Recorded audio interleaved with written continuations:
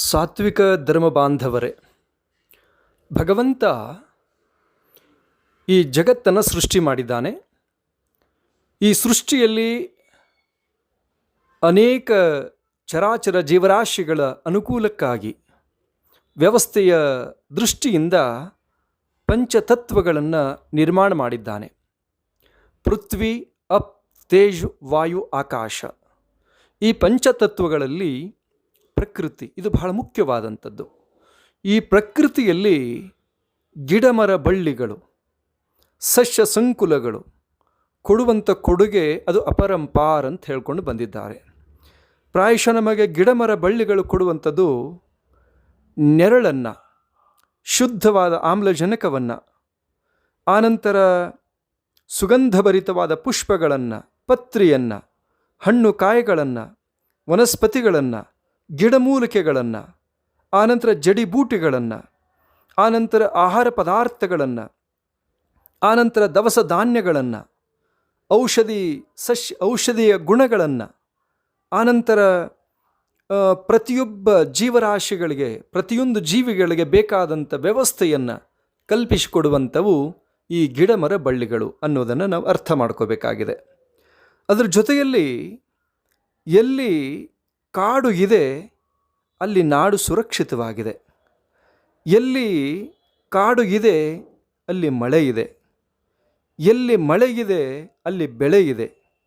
ಎಲ್ಲಿ ಬೆಳೆಗಿದೆ ಅಲ್ಲಿ ಜಗತ್ತು ಇದೆ. ಅಂದರೆ ಸಕಲ ಚರಾಚರ ಜೀವರಾಶಿಗಳಿದ್ದಾವೆ. ಇವೆಲ್ಲವನ್ನು ಕೊಡುವಂಥದ್ದು ಯಾವುದು ಅಂತ ಕೇಳಿದರೆ ಗಿಡಮರ ಬಳ್ಳಿಗಳು ಅಂತೇಳಿ ಹೇಳಿಕೊಂಡು ಬಂದಿದ್ದಾರೆ. ಆ ನಿಟ್ಟಿನಲ್ಲಿ ಇವುಗಳ ಕೊಡುಗೆ ಅಪರಂಪಾರ ಅಂತ ಹೇಳ್ತಾ ಇದ್ದಾರೆ. ಅದಕ್ಕೆ ಹೇಳ್ತಾ ಇದ್ದಾರೆ, ಪರೋಪಕಾರಾಯ ಫಲಂತಿ ವೃಕ್ಷಾಹ. ಶಾಸ್ತ್ರ ಹೇಳಿಕೊಂಡು ಬಂದಿದೆ, ಗಿಡಮರ ಬಳ್ಳಿಗಳು, ವೃಕ್ಷಗಳು ಸಕಲ ಚರಾಚರ ಜೀವರಾಶಿಗಳ ಒಳಿತಿಗಾಗಿ ಇದ್ದಾವೆ ಅಂಥೇಳಿ. ಹೂವನ್ನು ಕೊಡ್ತಿದ್ದಾವೆ, ಹಣ್ಣನ್ನು ಕೊಡ್ತಿದ್ದಾವೆ, ನೆರಳನ್ನು ಕೊಟ್ಟಿದ್ದಾವೆ. ಈ ಎಲ್ಲ ಸಸ್ಯ ಸಂಕುಲಗಳಿಂದ ಇವೆಲ್ಲವನ್ನು ನಾವು ಪಡ್ಕೊಂಡಿದ್ದೇವೆ. ಅಷ್ಟೇ ಅಲ್ಲ, ಭಗವಂತನಿಂದ ಸೃಷ್ಟಿಗೊಳಗಾಗಿರ್ತಕ್ಕಂಥ ಈ ವೃಕ್ಷ ಸಸ್ಯ ಸಂಕುಲಗಳು ಭಗವಂತನ ಅಡಿಯಿಂದ ಮುಡಿಯವರೆಗೆ ಅಲಂಕಾರಕ್ಕಾಗಿ ಹೂವನ್ನು, ಪತ್ರಿಯನ್ನು, ನೈವೇದ್ಯಕ್ಕಾಗಿ ಹಣ್ಣುಗಳನ್ನು, ಕಾಯಿಗಳನ್ನು ಅರ್ಪಣೆ ಮಾಡಿ ತಮ್ಮ ಬದುಕನ್ನು ಸಾರ್ಥಕ್ಯದ ಕಡೆಗೆ ಕರೆದುಕೊಂಡು ಹೋಗಿದ್ದಾವೆ ಅನ್ನೋದನ್ನು ಶಾಸ್ತ್ರಗಳು ಬಹಳ ಸ್ಪಷ್ಟವಾಗಿ, ಸುಲಲಿತವಾಗಿ ಹೇಳಿಕೊಂಡು ಬಂದಿದ್ದಾವೆ. ಅದರ ಜೊತೆಗೆ ಈ ಗಿಡಮರ ಬಳ್ಳಿಗಳ ಕೊಡುಗೆಯ ಬಗ್ಗೆ ಬಹಳ ವಿಶೇಷವಾಗಿ ಹೇಳಿಕೊಂಡು ಬಂದಿದ್ದಾರೆ. ಮರಗಳನ್ನು ನೆಡುವುದರಿಂದ ಬರುವ ಪುಣ್ಯದ ಬಗ್ಗೆ ನಮ್ಮ ಪುರಾಣಗಳು, ಶಾಸ್ತ್ರಗಳು ಬಹಳ ವಿಸ್ತೃತವಾಗಿ ಹೇಳಲಾಗಿದೆ. ಅದಕ್ಕೆ ಹೇಳ್ತಾ ಇದ್ದಾರೆ, ವೃಕ್ಷ ಬೆಳೆಸಿ ಪುಣ್ಯ ಗಳಿಸಿ. ಅದರ ಜೊತೆಯಲ್ಲಿ ಮತ್ಸ್ಯ ಪುರಾಣದಲ್ಲಿ ಒಂದು ಶ್ಲೋಕ ಬರುತ್ತೆ. ಆ ಶ್ಲೋಕ ಹೀಗಿದೆ, ದಶಕೂಪ ಸಮಾವಾಪಿ ದಶವಾಪಿ ಸಮೋಹೃದ ದಶರಥ ಸಮಃ ಪುತ್ರೋ ದಶಪುತ್ರ ಸಮೋ ದ್ರುಮಃ. ಅವ್ರು ಹೇಳ್ತಾ ಇದ್ದಾರೆ, 10 ಬಾವಿಗಳಿಗೆ ಸಮ ಒಂದು ಕೆರೆ. ನಾವು 10 ಬಾವಿಗಳ ತೆಗೆಸೋದು ಎಷ್ಟು ಮಹತ್ವದ್ದು, ಅದಕ್ಕೆ ಎಲ್ಲಕ್ಕೆ ಸಮಾನವಾಗಿ ಒಂದು ಕೆರೆ ಅಷ್ಟು ಕೆಲಸವನ್ನು ಮಾಡುತ್ತೆ. ಆನಂತರ ಹೇಳ್ತಾರೆ, 10 ಕೆರೆಗಳಿಗೆ ಒಂದು ಸರೋವರ ಸಮನಾದಂಥ ಕೆಲಸವನ್ನು ಮಾಡುತ್ತೆ. 10 ಸರೋವರಗಳಿಗೆ ಸಮಾನವಾಗಿ ಒಬ್ಬ ಮಗ ಇದ್ದಾನೆ ಅಂಥೇಳಿ. 10 ಮಕ್ಕಳಿಗೆ ಸಮ ಒಂದು ಮರ. ನಾವು ಒಂದು ವೃಕ್ಷವನ್ನು ಬೆಳೆಸಿದ್ವಿ ಅಂತ ಕೇಳಿದರೆ 10 ಮಕ್ಕಳಿಗೆ ಸಮಾನವಾಗಿರ್ತಕ್ಕಂಥ ಪುಣ್ಯದ ಫಲ, ಆ ಕಾರ್ಯ ಆ ಮರದಿಂದ ಆಗತ್ತೆ ಅಂಥೇಳಿ. ಅಂದರೆ ಎಷ್ಟು ಜೀವಿಗಳ ಬದುಕಲಿಕ್ಕೆ ಆಧಾರವಾಗತ್ತೆ, ಆನಂತರ ಎಷ್ಟು ವರ್ಷಗಳ ಕಾಲ ಆಮ್ಲಜನಕವನ್ನು ಕೊಡುತ್ತೆ, ಆನಂತರ ಹಣ್ಣು ಹೂವು ಪತ್ರಿಗಳನ್ನು ಕೊಡುತ್ತೆ ಆ ಮರ. ಅದಕ್ಕಾಗಿ ವೃಕ್ಷಕ್ಕೆ ವಿಶೇಷವಾಗಿರ್ತಕ್ಕಂಥ ಸ್ಥಾನವನ್ನು ಪುರಾಣಗಳಲ್ಲೂ ಕೂಡ, ಇತಿಹಾಸದಲ್ಲಿ ಕೊಡ್ತಾ ಇದ್ದಾರೆ ಅನ್ನೋದು. ಅದರ ಜೊತೆಗೆ ವರಾಹ ಪುರಾಣವೂ ಕೂಡ, ಅದರಲ್ಲಿ ಒಂದು ಶ್ಲೋಕ ಹೀಗಿದೆ, ಬಹಳ ಸುಂದರವಾಗಿ ಬರೆದಿದ್ದಾರೆ, ಅಶ್ವತ್ಥಮೇಕಂ ಪಿಶುಮಂದಮೇಕಂ ನೆಗ್ರೋದಮೇಕಂ ದಶಚಿಂಚಿಣೀಕಂ. ಎಂಥ ಮಾತು ಅಂತ ಕೇಳಿದರೆ, ಒಂದು ಅರಳಿ, ಒಂದು ಬೇವು, ಒಂದು ಆಲ, 10 ಹುಣಸೆ, ಇವೇನಾದರೂ ನೆಟ್ಟಿದ್ರು ಅಂತ ಕೇಳಿದರೆ ಇವನ್ನು ನೆಟ್ಟವರಿಗೆ ನರಕದ ಬಾಗಿಲು ಮುಚ್ಚುತ್ತದೆ ಅಂಥೇಳಿ. ಅಂದರೆ ಸ್ವರ್ಗದ ಬಾಗಿಲಿಗೆ ಅವ್ರು ಹೋಗ್ತಾರೆ, ಅಷ್ಟು ಪುಣ್ಯ ಅವರಿಗೆ ಬರುತ್ತೆ ಅಂತ ಬಹಳ ಸ್ಪಷ್ಟವಾಗಿ ವರಾಹ ಪುರಾಣದಲ್ಲಿ ಬರೆದಿದ್ದಾರೆ ಅಂಥೇಳಿ. ಆನಂತರ ಪದ್ಮಪುರಾಣ ಹೀಗೆ ಹೇಳುತ್ತೆ, ಎಂಥ ಸುಂದರವಾಗಿ ಹೇಳಿಕೊಂಡು ಬಂದಿದ್ದಾರೆ. ವೃಕ್ಷಾರೋಪಣ ಕರ್ತಾರಃ ತೇ ನರ ಸ್ವರ್ಗಗಾಮಿನಃ. ಅಂದರೆ ಮರವನ್ನು ನೆಡುವವರು ಸ್ವರ್ಗಕ್ಕೆ ನೇರವಾಗಿ ಹೋಗ್ತಾರೆ ಅಂತ ಪದ್ಮಪುರಾಣ ಹೇಳಿಕೊಂಡು ಬಂದಿದೆ. ಆನಂತರ ಮತ್ತೆ ಹೇಳ್ತಾ ಇದ್ದಾರೆ, ಪಂಚವಟಿ ಮರಗಳನ್ನು ನೆಟ್ಟರೆ ನಮಗೇನು ಫಲ ಸಿಗುತ್ತೆ ಅಂತ ಹೇಳ್ತಾರೆ, ಬಹಳ ಸ್ಪಷ್ಟವಾಗಿ ಹೇಳಿದ್ದಾರೆ. ಅರಳಿ ಮರ ಅಥವಾ ಅಶ್ವತ್ಥ ಮರ, ಇದು ಬ್ರಹ್ಮ, ವಿಷ್ಣು, ಶಿವ ಇವರ ವಾಸಸ್ಥಾನ ಅಂತ ಹೇಳಿಕೊಂಡು ಬಂದಿದ್ದಾರೆ. ಒಂದು ಅರಳಿ ಮರವನ್ನು ನೆಡೋದ್ರಿಂದ 1,000 ಯಜ್ಞವನ್ನು ಮಾಡಿದಷ್ಟು ಫಲ ಅವರಿಗೆ ಲಭ್ಯವಾಗತ್ತೆ ಅಂಥೇಳಿ. ಆನಂತರ ಶನಿ ದೋಷ, ಆನಂತರ 7.5 ಶನಿ, ಅಷ್ಟಮ ಶನಿ, ಪಂಚಮ ಶನಿ ಅನ್ನುವಂಥ ಶನಿಗ್ರಹದ ದೋಷ ಅರಳಿ ವೃಕ್ಷವನ್ನು ನೆಡೋದ್ರಿಂದ ಪರಿಹಾರವಾಗತ್ತೆ ಅಂತ ಶಾಸ್ತ್ರಗಳು ಹೇಳಿಕೊಂಡು ಬಂದಿದ್ದಾವೆ. ಆನಂತರ ಹೇಳ್ತಾರೆ, ಬೇವಿನ ಮರವನ್ನು ನೆಡೋದ್ರಿಂದ ಆ ಮನುಷ್ಯನ ಶರೀರದಲ್ಲಿರುವಂಥ ಅನೇಕ ಪ್ರಕಾರ ರೋಗಗಳು ನಾಶವಾಗತ್ತೆ. ಆನಂತರ ಬೇವನ್ನು ನೆಡುವ ಮನೆ, ಅವ್ರು ಹೇಳ್ತಾರೆ, ಯಮನ ಭಯ ಕೂಡ ದೂರವಾಗತ್ತೆ ಅನ್ನೋದನ್ನು ನಮ್ಮ ಶಾಸ್ತ್ರಗಳು ಹೇಳಿಕೊಂಡು ಬಂದಿದ್ದಾವೆ. ಆನಂತರ ಆಲದ ಮರ, ವಟವೃಕ್ಷ ಅಂತ ಕರೀತಾ ಇದ್ದಾರೆ. ಇದನ್ನು ನೆಡೋದ್ರಿಂದ ದೀರ್ಘಾಯುಷ್ಯ ಆ ಪರಿವಾರದಲ್ಲಿ ಲಭ್ಯವಾಗತ್ತೆ ಅಂಥೇಳಿ. ಅಕಸ್ಮಾತ್ ಏನಾದರೂ ಆಯುಷ್ಯದಲ್ಲಿ ಒಂದಷ್ಟು ವ್ಯತ್ಯಾಸವಿತ್ತು ಅಂತ ಕೇಳಿದರೆ ಆಲದ ಮರವನ್ನು ನೆಟ್ಟು ಅದನ್ನು ನೀರು ಹಾಕಿ ಗೊಬ್ಬರವನ್ನು ಹಾಕಿ ಚೆನ್ನಾಗಿ ಬೆಳೆಸಿದ್ರು ಅಂತ ಕೇಳಿದರೆ ಅವರಿಗೆ ಆಯುಷ್ಯ ವೃದ್ಧಿಯಾಗತ್ತೆ ಅನ್ನೋದನ್ನು ಶಾಸ್ತ್ರಗಳು ಹೇಳಿಕೊಂಡು ಬಂದಿದ್ದಾವೆ ಅಂತಕ್ಕಂಥದ್ದು. ಆನಂತರ ಹೇಳ್ತಾ ಇದ್ದಾರೆ, ಬಿಲ್ವಪತ್ರೆ ಶಿವನಿಗೆ ಅತ್ಯಂತ ಪ್ರಿಯವಾಗಿರ್ತಕ್ಕಂಥದ್ದು. ಬಿಲ್ವಪತ್ರೆಯನ್ನು ನೆಟ್ಟು ಅದಕ್ಕೆ ಯಾವ ಗೊಬ್ಬರವನ್ನು ಹಾಕಿ ನೀರನ್ನು ಎರೆದು ಚೆನ್ನಾಗಿ ಬೆಳೆಸಿ ಅದನ್ನು ಪೂಜಾ ಮಾಡೋದರಿಂದ ಎಂಥ ಪುಣ್ಯ ಬರ್ತದೆ ಅಂತ ಕೇಳಿದರೆ ಅತ್ಯಂತ ವಿಶಿಷ್ಟವಾಗಿರ್ತಕ್ಕಂಥ ಪುಣ್ಯ. ಅಂದರೆ 1000 ಕೋಟಿ ಲಿಂಗಗಳ ಪೂಜಿಸಿದ ಫಲ ಆ ವ್ಯಕ್ತಿಗೆ ಬರುತ್ತೆ ಅಂತೇಳಿದು ಭಾಳ ವಿಶಿಷ್ಟವಾಗಿರ್ತಕ್ಕಂಥ ಮಾತು. ಅಂಥ ಪುಣ್ಯ ಆ ವ್ಯಕ್ತಿಗೆ ಬರುತ್ತೆ ಅಂಥೇಳಿ. ಆನಂತರ ಅತ್ತಿಮರ, ಇದು ಕೂಡ ಸಾಕ್ಷಾತ್ ದತ್ತಾತ್ರೇಯ ಸ್ವಾಮಿಯ ವಾಸಸ್ಥಾನ ಅಂತ ಹೇಳಿಕೊಂಡು ಬಂದಿದ್ದಾರೆ. ಅದನ್ನು ನೆಡೋದ್ರಿಂದ ಏನಾಗತ್ತೆ, ಅನೇಕ ಪ್ರಕಾರ ದೋಷಗಳು ದೂರವಾಗತ್ತೆ. ಒಂದು ದೇವಸ್ಥಾನವನ್ನು ಕಟ್ಟಿದಷ್ಟು ಪುಣ್ಯ ಆ ವ್ಯಕ್ತಿಗೆ ಲಭ್ಯವಾಗತ್ತೆ. ಒಂದು ಆಸ್ಪತ್ರೆಯನ್ನು ನಡೆಸಿದಷ್ಟು ಆ ಸೇವಾ ಫಲ ಆ ವ್ಯಕ್ತಿಗಳಿಗೆ ಅವನಿಗೆ ಲಭ್ಯವಾಗತ್ತೆ. 10 ಮಕ್ಕಳನ್ನು ಸಾಕಿದಂಥ ಪುಣ್ಯ ಆ ಮನುಷ್ಯನಿಗೆ ಸಿಗತ್ತೆ ಅಂತಕ್ಕಂಥದ್ದನ್ನು ಭಾಳ ಸ್ಪಷ್ಟವಾಗಿ ಹೇಳಿಕೊಂಡು ಬಂದಿದ್ದಾರೆ ಸದ್ಭಕ್ತ ಬಂಧುಗಳೇ. ಹಾಗಾಗಿ ವೃಕ್ಷಗಳಿಗೆ ಅತ್ಯಂತ ವಿಶಿಷ್ಟವಾದ ಫಲವನ್ನು ಇತಿಹಾಸದಲ್ಲಿ ಹೇಳಿಕೊಂಡು ಬಂದಿದ್ದಾರೆ. ಅದರ ಜೊತೆಗೆ ನವಗ್ರಹಗಳ ವೃಕ್ಷಗಳು ಕೂಡ ಇದ್ದಾವೆ. ಈಗ ನವಗ್ರಹಗಳಲ್ಲಿ ರವಿಗೆ ಸಂಬಂಧಪಟ್ಟಿರತಕ್ಕಂಥದ್ದು ಬಿಳಿ ಎಕ್ಕೆ ವೃಕ್ಷ.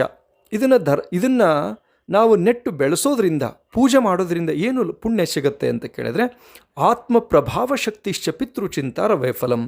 ಅವನ ಪ್ರಭಾವ ಸಮಾಜದಲ್ಲಿ ಅವನ ಕೀರ್ತಿ, ಗೌರವ, ಘನತೆಗಳಿಗೇನಾದರೂ ಧಕ್ಕೆ ಬರ್ತಾ ಇತ್ತು ಅಂತ ಕೇಳಿದರೆ ಆ ಬಿಳಿ ಎಕ್ಕೆ ವೃಕ್ಷವನ್ನು ಬೆಳೆಸಿ ಪೂಜೆ ಮಾಡೋದ್ರಿಂದ ರವಿಗ್ರಹ ದೋಷ ನಿವಾರಣೆಯಾಗತ್ತೆ ಅಂತ ಹೇಳಿಕೊಂಡು ಬಂದಿದ್ದಾರೆ.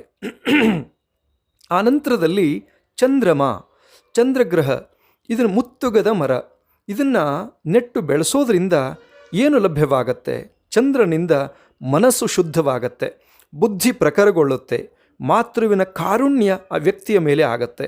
ಆನಂತರ ಶ್ರೇಷ್ಠವಾಗಿರ್ತಕ್ಕಂಥ ತೇಜಸ್ಸು ಅವನ ಮುಖಮಂಡಲದಲ್ಲಿ ಬರುತ್ತೆ ಅಂತಕ್ಕಂಥದ್ದು. 16 ಕಲೆಗಳು ಅಂದರೆ ಶಾರೀರಿಕ ತೊಂದರೆಗಳು ದೂರವಾಗತ್ತೆ ಅಂತ ಹೇಳ್ತಾ ಇದ್ದಾರೆ. ಆನಂತರ ಮಂಗಳ ಗ್ರಹ, ಇದಕ್ಕೆ ಬರತಕ್ಕಂಥದ್ದು ಕಗ್ಗಲಿ ಅರ್ಥಾತ್ ಕಣಗಲ ವೃಕ್ಷ. ಈ ವೃಕ್ಷವನ್ನು ಹಚ್ಚಿ ಬೆಳೆಸೋದ್ರಿಂದ ಏನಾಗತ್ತೆ ಅಂತ ಕೇಳಿದರೆ ಕುಜದೋಷ, ಕುಜಾಷ್ಟಮ ದೋಷ, ಆನಂತರದಲ್ಲಿ ಪ್ರಖರವಾಗಿರ್ತಕ್ಕಂಥ ಮಂಗಳ ಯಾವುದೇ ಪ್ರಕಾರ ದೋಷವಿದ್ದರೂ ಕೂಡ ದೂರವಾಗಿ ಆ ವ್ಯಕ್ತಿಗೆ ಭೂಮಿಯಿಂದ ಹೇರಳವಾಗಿರ್ತಕ್ಕಂಥ ದವಸ ಧಾನ್ಯಗಳು ಲಭ್ಯವಾಗತ್ತೆ ಅನ್ನೋದನ್ನು ಹೇಳಿಕೊಂಡು ಬಂದಿದ್ದಾರೆ. ಆನಂತರ ಬುಧಗ್ರಹಕ್ಕೆ ಸಂಬಂಧಪಟ್ಟಿರತಕ್ಕಂಥದ್ದು ಉತ್ತರಾಣಿ. ಆ ವೃಕ್ಷವನ್ನು ಹಚ್ಚಿ ಬೆಳೆಸೋದ್ರಿಂದ, ಪೂಜೆ ಮಾಡೋದರಿಂದ ಬುಧನ ಕೃಪೆಯಾಗತ್ತೆ. ಬುಧನ ಅನುಗ್ರಹ ಪ್ರಾಪ್ತವಾಗತ್ತೆ. ಆನಂತರದಲ್ಲಿ ಬುಧನಿಂದ ಬರತಕ್ಕಂಥ ಜ್ಞಾನ, ವಿದ್ಯೆ, ಆನಂತರ ವಿಚಾರ ದೃಷ್ಟಿ, ಆನಂತರ ಮುಂದಾಲೋಚನೆಗಳು ವಿಶೇಷವಾಗಿ ಲಭ್ಯವಾಗತ್ತೆ ಅನ್ನೋದನ್ನು ಭಾಳ ಸ್ಪಷ್ಟವಾಗಿ ಹೇಳಿಕೊಂಡು ಬಂದಿದ್ದಾರೆ. ಆನಂತರ ಬೃಹಸ್ಪತಿ ಗ್ರಹದಿಂದ ಲಭ್ಯವಾಗ್ತಕ್ಕಂಥದ್ದು ಯಾವುದು? ಅಶ್ವತ್ಥ ಮರ. ಈ ಅಶ್ವತ್ಥ ವೃಕ್ಷವನ್ನು ಬೆಳೆಸೋದ್ರಿಂದ ಬೃಹಸ್ಪತಿ ಅಂದರೆ ಗುರುವಿನ ಕೃಪೆಯಾಗತ್ತೆ. ಆನಂತರದಲ್ಲಿ ಅನೇಕ ಪ್ರಕಾರ ದೋಷಗಳ ನಿವಾರಣೆಯಾಗತ್ತೆ. ಆನಂತರದಲ್ಲಿ ಅವನಿಗೆ ಧನ ಸಂಪತ್ತಿ ಪ್ರಾಪ್ತವಾಗತ್ತೆ, ಮನೋವಾಂಛಿತ ಫಲಗಳು ಲಭ್ಯವಾಗತ್ತೆ ಅನ್ನೋದನ್ನು ಶಾಸ್ತ್ರಗಳು ಹೇಳ್ಕೊಂಡು ಬಂದಿದ್ದಾವೆ. ಗುರು ಶಾಪವೂ ಕೂಡ ಅದರಿಂದ ಪರಿಹಾರವಾಗತ್ತೆ ಅಂಥೇಳಿ. ಆನಂತರ ಶುಕ್ರ ಗ್ರಹ. ಆನಂತರ ಶುಕ್ರನಿಗೆ ಅಧಿದೇವತೆ ಯಾವುದು, ವೃಕ್ಷ ಯಾವುದು ಅಂತ ಕೇಳಿದರೆ ಅತ್ತಿ ಮರ.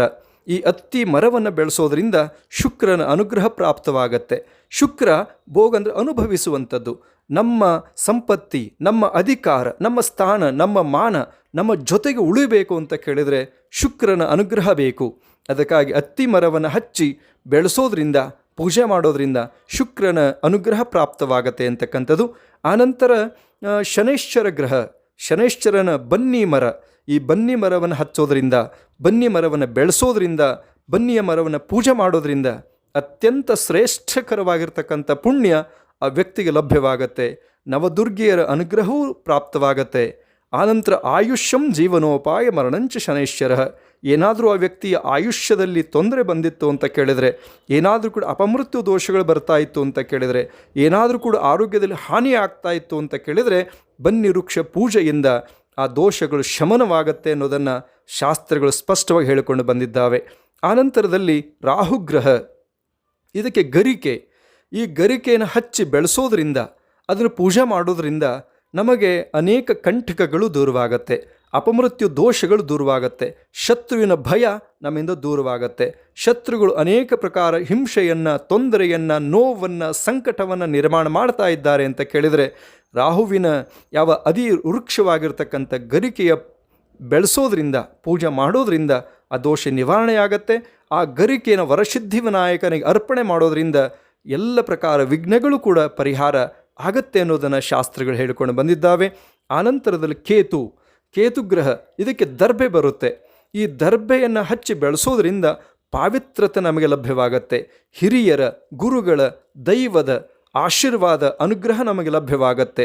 ಅತ್ಯಂತ ಶ್ರೇಷ್ಠಮಯವಾದಂಥ ಚಿಂತನೆಯನ್ನು ಆ ವ್ಯಕ್ತಿ ಮಾಡಲಿಕ್ಕೆ ಕಾರಣವಾಗತ್ತೆ ಅನ್ನೋದನ್ನು ಶಾಸ್ತ್ರಗಳು ಹೇಳಿಕೊಂಡು ಬಂದಿದ್ದಾವೆ. ಹಾಗಾಗಿ ಸದ್ಭಕ್ತ ಬಂಧುಗಳೇ, ನಾವೆಲ್ಲರೂ ಕೂಡ ಈ ಜಗತ್ತಿಗೆ ಆಸರೆ ಯಾವುದು ಅಂತ ಕೇಳಿದರೆ ಮರಗಳು ಅಂಥೇಳಿ.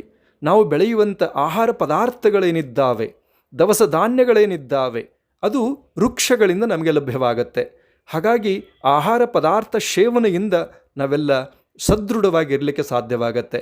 ಅಂಥ ಆಹಾರ ಪದಾರ್ಥಗಳನ್ನು ಕೊಡುವಂಥ, ನಾವೆಲ್ಲ ಕುಡಿಯುವಂಥ ಯಾವ ಜ್ಯೂಸ್ ಇರಬಹುದು, ಆನಂತರ ತಂಪು ಪಾನೀಯಗಳಿರಬಹುದು, ಇದೆಲ್ಲವನ್ನು ಕೊಡುವಂಥದ್ದು ಗಿಡಮರ ಬಳ್ಳಿಗಳು. ಅಂಥ ಗಿಡವನ್ನು ಎಲ್ಲರೂ ಬೆಳೆಸೋಣ, ನಮ್ಮ ರಾಷ್ಟ್ರಕ್ಕೆ ಶಕ್ತಿಯನ್ನು ತುಂಬೋಣ. ಈಗ ಮಳೆಗಾಲ ಪ್ರಾರಂಭಗೊಂಡಿದೆ. ಒಬ್ಬ ವ್ಯಕ್ತಿ ಒಂದು ಗಿಡವನ್ನು ಬೆಳೆಸಿದರೆ ಎಷ್ಟೋ ಲಾಭ ನಮಗಾಗತ್ತೆ. ಎಲ್ಲಿ ಕಾಡು ಇದೆ ಅಲ್ಲಿ ನಾಡು ಇದೆ, ಎಲ್ಲಿ ನಾಡು ಇದೆ ಅಲ್ಲಿ ಜನ ಇದ್ದಾರೆ, ಎಲ್ಲಿ ಜನ ಇದ್ದಾರೆ ಅಲ್ಲಿ ವ್ಯವಸ್ಥೆಗಳು ಇದೆ ಅನ್ನೋದನ್ನು ಯಾರು ಕೂಡ ಮರೆಯುವಂಥದ್ದು ಬೇಡ. ಆ ನಿಟ್ಟಿನಲ್ಲಿ ನಮ್ಮ ಕಾರ್ಯವನ್ನು ಮಾಡೋಣ, ವೃಕ್ಷಗಳನ್ನು ಬೆಳೆಸೋಣ ಅನ್ನುವಂಥ ಮಾತನ್ನು ಮತ್ತೊಮ್ಮೆ ತಿಳಿಸಿ ಈ ಸಂದೇಶಕ್ಕೆ ವಿರಾಮ ಕೊಡುತ್ತೇವೆ. ಓಂ ಶೋಂ ಭಯಾತ್.